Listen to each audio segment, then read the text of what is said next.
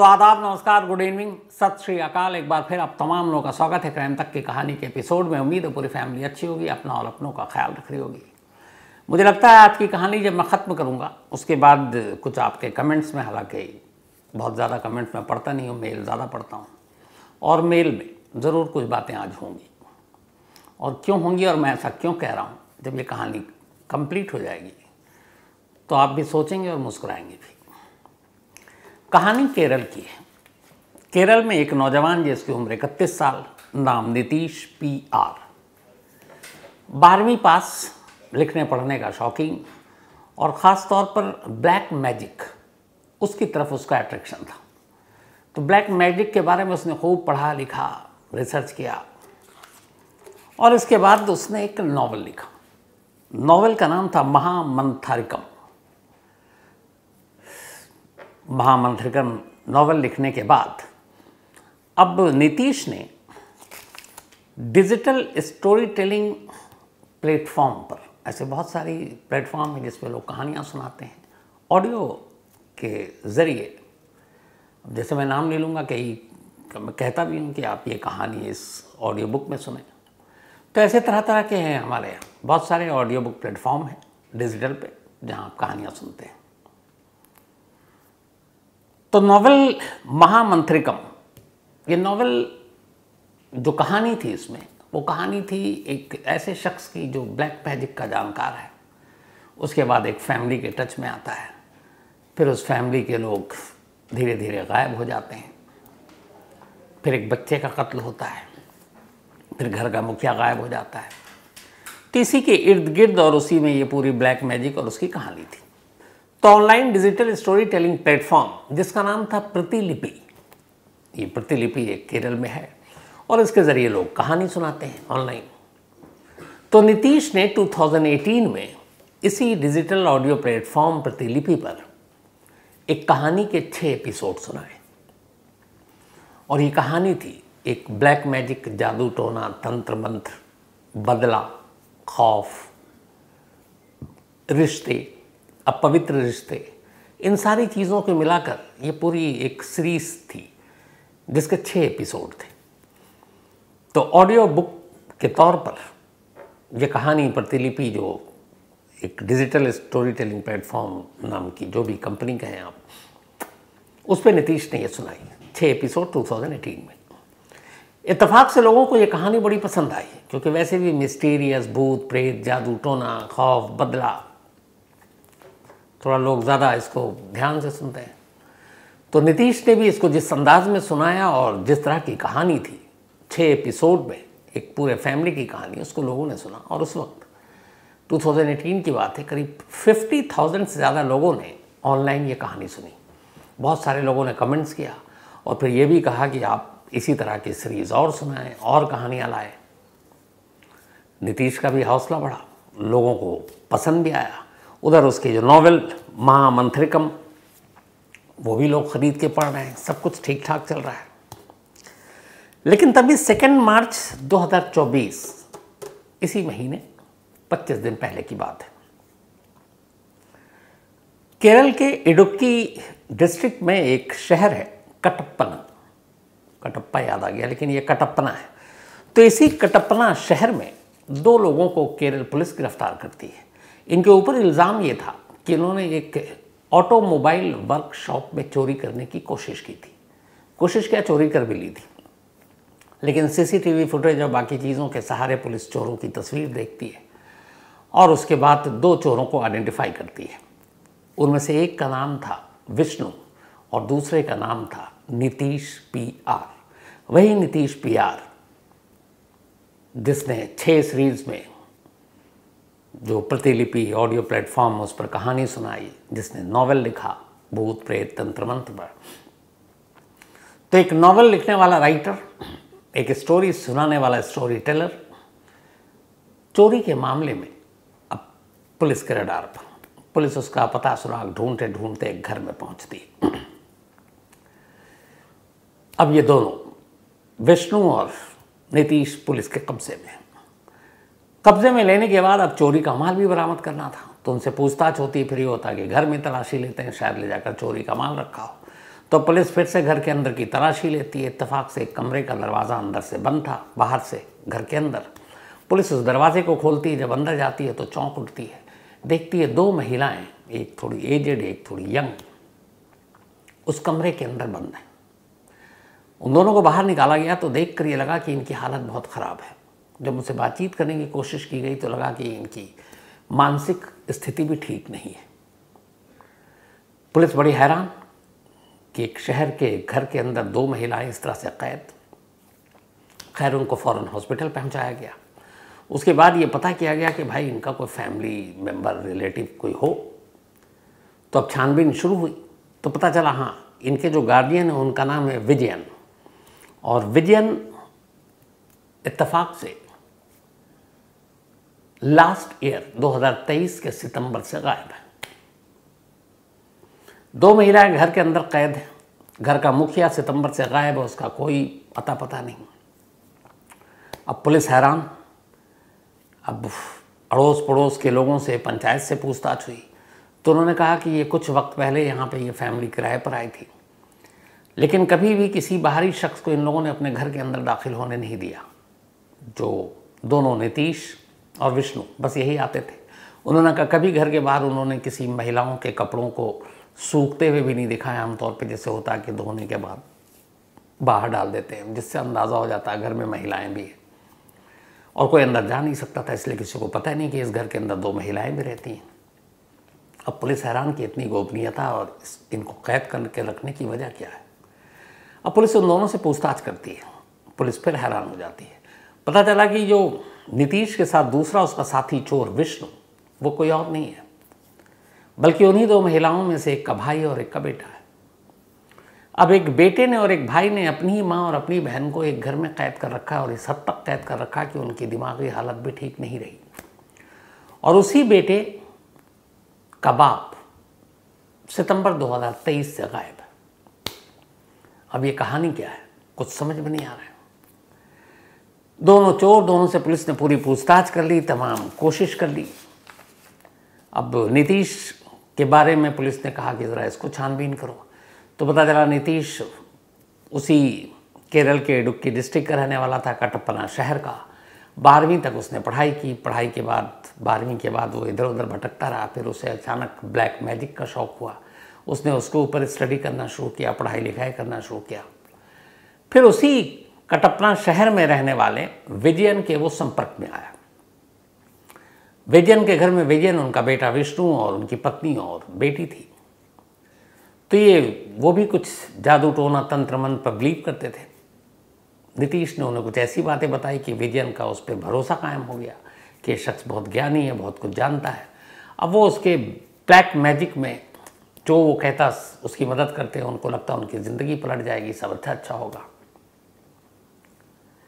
तो जब ये दोनों रिश्तों के बारे में पता चला तो पुलिस ने फिर हर तरफ से पड़ताल करने के बाद अब तसल्ली से जब पूछताछ की तो आखिरकार पुलिस की नज़र जाकर ठहरी उस नॉवेल पर, जो नॉवेल जिसका नाम महामंत्रिकम, जो नीतीश ने लिखा। अब ये विजयन की पूरी फैमिली की कहानी जो पुलिस ने जांच की, पता चला ये 4 लोग हैं फैमिली में, सब कुछ ऐसा है, एक बेटी है, पत्नी है, और ये भी तंत्र मंत्र के शौकीन। उनके अंदर भी कुछ मतलब कुछ पाने की हसरत इसी काला जादू के ज़रिए। इत्तेफाक से इस नॉवेल का पूरा थीम यही था, और इस नॉवेल की पूरी कहानी जो थी, जो नीतीश ने लिखी थी, वो एक फैमिली की ही कहानी थी। कैरेक्टर के नाम बदले हुए थे, लेकिन उसके नॉवेल में भी 4 कैरेक्टर थे, इस घर में भी 4 कैरेक्टर थे। उसके नॉवेल में भी लगभग सबकी उम्र जो बताई गई थी वैसे वैसी उसके कैरेक्टर की उम्र थी। तो पुलिस को लगा कि ये कैसे हो सकता है। बात 2018 की है जब ये नॉवेल लिखी गई, 17 के एंड में, और 18 में उसने ऑनलाइन ये कहानी भी सुनाई। पुलिस को लगा कि कहीं ना कहीं जो इस फैमिली की कहानी है वही इस नॉवेल की कहानी है। लेकिन फिर पुलिस का माथा ठनका। उस नॉवेल में कुछ और चीज़ें थी। उस नॉवेल में था एक न्यू बॉर्न बेबी का मर्डर, कत्ल, कि जिसके पैदा होने के 3-4 दिन के अंदर अंदर उसका कत्ल हो जाता है। ये उस नॉवेल में लिखा हुआ था। अब पुलिस को लगा कि इस घर में 4 लोग, विजयन, उनकी वाइफ, उनकी भी उम्र 60 के आसपास, बेटा विष्णु, उसकी शादी नहीं हुई, और एक बहन विष्णु की और विजयन की बेटी जो कि कुमारी है। तो इस घर में फिर न्यू बॉर्न बेबी कहाँ से आ सकता है? अब पुलिस ने इसकी तफ्तीश करनी शुरू की। इस दौरान में दिक्कत ये आई कि कई घर विजयन की फैमिली ने बदल डाले थे। उनका अपना घर था जिसको उन्होंने बेच दिया करीब 80 लाख रुपए में उस दौर में। फिर उन्होंने किराए का घर लिया और लगातार नीतीश इनके साथ साथ रहता था। तो साथ होना, घर बेचने, ये सारी चीज़ें एक साथ आ रही हैं। लेकिन पुलिस को परेशान कर रही है उस नॉवेल का वो कैरेक्टर जो 3 या 4 दिन का एक बच्चा है और जिसकी मौत हो जाती है। पुलिस को लगा कि अगर नॉवेल के हर किरदार, पूरी कहानी का बेस विजयन की फैमिली से मिल रहा है तो फिर इस बच्चे का सच भी कहीं ना कहीं तो होगा। अब पुलिस ने और कुरेदना शुरू किया। इस जांच के दौरान अब पुलिस के पास बहुत सारी जानकारी मिल चुकी थी। अब लगा कि पुख्ता सबूत अगर हासिल करना है तो इन दोनों में से किसी एक का मुंह खुलवाना होगा, विष्णु और नीतीश। नीतीश बेहद घाघ था। पुलिस को लग गया था कि ये घुमा रहा है और ब्लैक मैजिक ये वो तो पुलिस वालों को ही दिखाना शुरू कर चुका था। तो विष्णु, पुलिस ने उसके इमोशन को जगाने की कोशिश की कि तुम्हारा फादर गायब है, तुम्हारे घर में तुम्हारी 2 जो बहन और माँ हैं उनकी हालत ऐसी है, कैद है, तुम कैसी औलाद हो। आखिरकार विष्णु टूट गया और फिर उसने कहानी सुनाई। जब उसने कहानी सुनाई तो फिर नीतीश के पास भी कोई चारा नहीं था। अब नीतीश ने भी फिर अपनी कहानी सुनाई और जो दोनों ने कहानी सुनाई वो कहानी अब आपको मैं सुनाता हूँ। 12वीं की पढ़ाई के बाद अचानक ब्लैक मैजिक का शौक हुआ। उसके बाद वो काला जादू के लिए तंत्र मंत्र, ओझा, इन सब के चक्कर काटने लगा।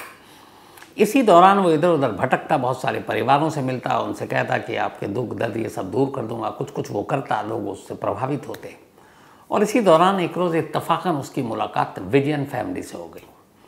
जब विजयन फैमिली से हुई तो उसने इत्तफाक से विजयन फैमिली के लोग भी की कमज़ोर कड़ी यही सब ब्लैक मैजिक, तंत्र मंत्र ये था कि इससे उनकी बेटी की शादी अच्छी जगह हो जाए, बेटे को अच्छी नौकरी मिल जाए। अब यहाँ पे नीतीश ने उनके इस कमज़ोरी से खेलना शुरू किया और उसने कुछ कुछ चमत्कार टाइप की चीज़ें दिखाई। वो प्रभावित होते गए। अब उसका घर आना जाना शुरू हो गया। इसी दौरान में जब घर आना जाना शुरू हुआ तो विजयन की बेटी के साथ नीतीश के रिश्ते कायम हो गए। अब दोनों एक दूसरे से प्यार करने लगे और उसका अंजाम ये हुआ कि 2016 में विजयन की बेटी ने एक बच्चे को जन्म दिया। अब चूंकि शादी हुई नहीं, समाज बिरादरी में क्या कहें। अब ये बात नीतीश और विजयन को भी पता थी और विष्णु को भी। लेकिन ये परिवार इतने चंगुल में आ चुका था कि नीतीश ने कहा कि ये सब उसके ब्लैक मैजिक का एक पार्ट है। उसके बाद जब 4था दिन हुआ था उस बच्चे को जन्म हुए तो नीतीश ने बाकायदा विजयन और विष्णु के साथ मिलकर उस बच्चे का मर्डर किया और उस बच्चे का कत्ल करने के बाद उसे ले जाकर दफना दिया। यानी इस कत्ल में खुद विजयन और विष्णु ने उसका सपोर्ट किया और साथ दिया, और ये सब कुछ ब्लैक मैजिक के नाम पर। अब इसके बाद पूरी तरह से विजयन और विष्णु नीतीश के कंट्रोल में था। वो जैसा कहता वो लोग वैसे ही करते। फिर उसने कहा कि इस घर में कुछ गड़बड़ है, इस घर को छोड़ो और एक नया घर लो, इसको बेच दो। उन्होंने घर बेच दिया, पैसे किराए पे लिया। उसके बाद उस पैसे का इस्तेमाल नीतीश ने भी किया। धीरे धीरे वक्त बीता। अब उसने कहा कि ये जो काला जादू और सारी चीज़ें हैं ये इशारा कर रही हैं कि हमें कुछ चोरी करनी चाहिए। विष्णु तैयार हो गया क्योंकि वो भी बुरी तरह से उसके शिकंजे में था। उसके बाद उसने कई जगह चोरी की। धीरे धीरे उसने अपने इस क्राइम में विजयन को भी शामिल कर लिया और ये सिलसिला चलता रहा।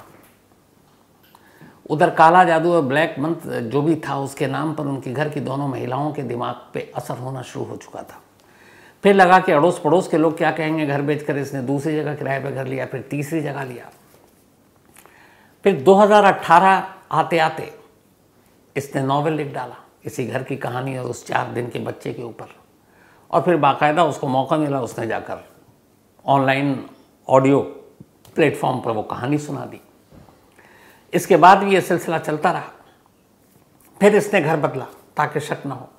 विजयन भी साथ थे, लेकिन अगस्त 2023 में विजयन को एहसास हुआ कि शायद नीतीश के चक्कर में वो अपना घर बार सब कुछ बर्बाद कर रहे हैं और ये काला जादू और ये सब कुछ नहीं है। उनकी पत्नी, उनकी बेटी, इन सब की भी ज़िंदगी ख़राब हो रही है, बेटा भी चोरी के रास्ते पर चल पड़ा है। और अब एक तरह से वो उन लोगों के ऊपर रूल करने लगा था, क्योंकि बहुत सारे राज का भी भागीदार था वो, कि मैं तो फंसूंगा, तुम लोग भी अंदर जाओगे, ये कत्ल किया इसमें तुम दोनों भी शामिल हो। तो वो सब परेशान। लेकिन अगस्त 2023 में विजयन ने अचानक फैसला किया कि अब वो और नीतीश का साथ नहीं देंगे, और उन्होंने नीतीश से कहा कि अब तुम हमारी ज़िंदगी से निकल लो। नीतीश को एहसास हो गया कि अब विजयन शायद कहीं जाकर पुलिस तक को कुछ बात ना बता दे। उसने विष्णु को कहा कि देखो, अगर तुम्हारे बाप ने कुछ खोला तो मेरे साथ साथ तुम्हारी ज़िंदगी बर्बाद होगी। इसके बाद दोनों ने तय किया कि विजयन को रास्ते से हटा देते हैं। एक बेटे ने अपने बाप के कत्ल में एक जादू टोना करने वाले का साथ दिया। इसके बाद अगस्त 2023 में जिस घर में ये लोग पहले रह रहे थे किराए पे, उसी घर के अंदर विजयन का कत्ल कर दिया गला घोंटकर, और उसी घर में कमरे के अंदर गड्ढा खोदकर विजयन की लाश को दफना दिया। ये सब करने के 15 दिन के अंदर अंदर उन्होंने किराए का घर भी वो छोड़ दिया और फिर आ गए वो नई जगह पर, जिस जगह से ये दोनों गिरफ्तार हुए और जिस जगह दोनों महिलाएं कैद थीं।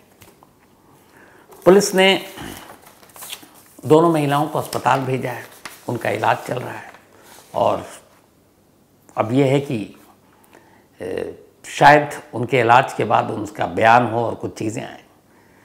लेकिन जो सबसे बड़ा सबूत मिला पुलिस को, वो उन दोनों के बयान के बाद जिस पुराने घर में उन्होंने विजयन का कत्ल करके लाश को दफनाया था, वहाँ से उसकी बॉडी बरामद हो गई। विजयन की बॉडी के पोस्टमार्टम और बाकी चीज़ें हो गई हैं ताकि ये साबित हो सके कि वो विजयन है। और अब पुलिस उन दोनों को अरेस्ट करने के बाद पूछताछ की। फिलहाल दोनों, यानी कि नीतीश और विष्णु, जुडिशियल कस्टडी में जेल में है, इसी केरल के इडुक्की डिस्ट्रिक्ट में। तो अब इस कहानी का सार ये है कि कातिल पहले जादू टोना की बात करता है, फिर उसी जादू टोना के नाम पर एक लड़की को अपने प्यार के जाल में फंसाता है। इसके बाद 4 दिन के पैदा हुए उस बच्चे का कत्ल करता है, और फिर थोड़ा वक्त बीतता है। उसी फैमिली को अपने चंगुल में लेने के बाद वो एक नॉवेल लिखता है, और यही कहानी 6 एपिसोड में ऑनलाइन ऑडियो बुक प्लेटफॉर्म पर सुनाता है, अपने ही हाथों से किए गए कत्ल की कहानी को। और इसके बाद फिर वो दूसरा कत्ल करता है। 8 साल 2016 में उसने ये कत्ल किया था 4 दिन के बच्चे का, 2023 में किया विजयन का, और उसके बाद 2024 अभी 2 मार्च को अरेस्ट हुआ है। 8 साल तक इस कहानी पे पर्दा पड़ा रहा। और अगर केरल पुलिस की माने तो चोरी के मामले में ये दोनों गिरफ्तार हुए थे, और ये मामला जाकर रुकेगा 2 कत्ल के केस पर। इस केस का खुलासा तब तक मुमकिन नहीं था अगर खुद कातिल ने वो नॉवेल न लिखा होता, और कातिल ने खुद इस कत्ल की कहानी ऑडियो प्लेटफॉर्म पर न सुनाई होती, तो शायद विजयन और उस 4 दिन के बच्चे की न कभी लाश का पता चलता, न कत्ल का। लेकिन हो सकता है कि ओवर कॉन्फिडेंस में मारा गया। तो शुरुआत में मैंने आपसे इसीलिए कहा था, क्योंकि इस कहानी को जब मैं रिसर्च कर रहा था और बात कर रहा था, सोच रहा था, तो मैंने कहा यार कहानी तो मैं भी सुनाता हूँ, लेकिन हाँ, जाहिर सी बात है वो नहीं कर सकता जो नीतीश ने किया। लेकिन हमारी क्राइम तक फैमिली मेम्बर बहुत होशियार है, मुझे मालूम था कि कुछ लोग ऐसे कमेंट्स बाद में करें, तो मैंने कहा कि पहले खुद ही से कर देता हूँ। बाकी अपनी राय आप ज़रूर दीजिएगा, आप लोगों की राय का हमेशा स्वागत रहता है। तो कहानी में आज इतना ही, लेकिन कहानी ख़त्म करूँ उससे पहले भी अपना सिलसिला। आज हर्ष गोठी, हमारे चिराग गोठी स्टार, डेली आप उनकी सुनते हैं, वो क्या नाम है, बतौलेबाजी करते हैं वो, और वो सिर्फ उस पर नहीं करते हैं, दिन भर ऑफिस में भी करते रहते हैं। तो आज उनके 3 अनमोल रत्न में से एक बीच वाले हर्ष गोठी का जन्मदिन है। तो हैप्पी बर्थडे हर्ष, हमेशा अच्छे रहो, खुश रहो, और जैसे पापा चाहते हैं अच्छे क्रिकेटर बनो। चिराग को क्रिकेट का बहुत शौक है, अभी भी खेलता है। तो हैप्पी बर्थडे हर्ष। इसके अलावा आज मीनाक्षी मैम, इनका भी आज जन्मदिन है। तो मीनाक्षी मैम हैप्पी बर्थडे, आप हमेशा अच्छी रहें, खुश रहें। और आज 60वां मतलब जन्मदिन है मीनाक्षी मैम का, और शायद इसी महीने वो रिटायर भी हो रही हैं। मॉडर्न स्कूल में पढ़ाती हैं दिल्ली के बाराखंबा रोड पर। बहुत ही अच्छी और सज्जन मीनाक्षी मैम, आप हमेशा अच्छी रहें, खुश रहें, और रिटायरमेंट के बाद की ज़िंदगी आपकी एकदम और भी ज़्यादा गुलजार हो, यही मेरी दुआ है। तो वंस अगेन हैप्पी बर्थडे। साथ ही आज आरुषि बिंद्रा, इनका भी बर्थडे है, तो हैप्पी बर्थडे आरुषि, आप हमेशा अच्छे रहें। निधि, रामाशीष और किट्टू, निधि और रामाशीष इनके मॉम डैड हैं, तो आरुषि हैप्पी बर्थडे। इसके अलावा कौशल, इनका भी जन्मदिन है, तो हैप्पी बर्थडे कौशल। और भेजा रवि शर्मा ने है। महेश केमकर साहब, इनका भी जन्मदिन बल्कि 25 को था, तो बिलेटेड हैप्पी बर्थडे महेश भाई। और ये भेजा है प्रीति जी ने, उनके पति हैं महेश और बेटा तनिष। नीलेश, इनका सवाल है कि किसी भी केस में गवाहों की तादाद कितनी होनी चाहिए, कितने गवाह पेश हो सकते हैं, और क्या फैसले के ऐन वक्त तक भी कोई गवाह कोर्ट में हाजिर हो सकता है। तो नीलेश भाई, कानून में कहीं ये नहीं है कि किसी एक केस में कितने गवाह होंगे, मिनिमम या मैक्सिमम नाम की कोई चीज़ नहीं है।